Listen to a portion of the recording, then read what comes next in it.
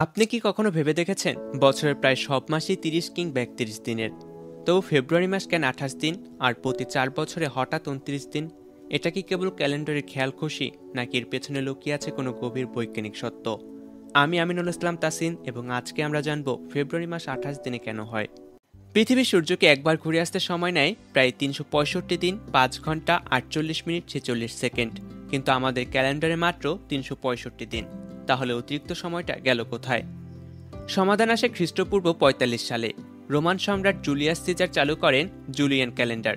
প্রতি বছর 365 দিন, আর 4 বছর পর পর একদিন বাড়িয়ে 366 দিন। এই দিনটি লিপ ইয়ারের দিন। কিন্তু সমস্যা থেকেই যায়, কারণ প্রকৃত বছর 365.25 দিন নয়, আরও একটু কম। ফলে 1582 সালে পোপ গ্রেগরি চালু করেন আমাদের পরিচিত গ্রেগরিয়ান ক্যালেন্ডার, যেখানে শতকের বছরগুলো লিপ ইয়ার হবে কেবল তখনই যদি তা 400 দিয়ে বিভাজ্য হয়। এই নিয়মে সামঞ্জস্য থাকে সূর্য বছরের সঙ্গে।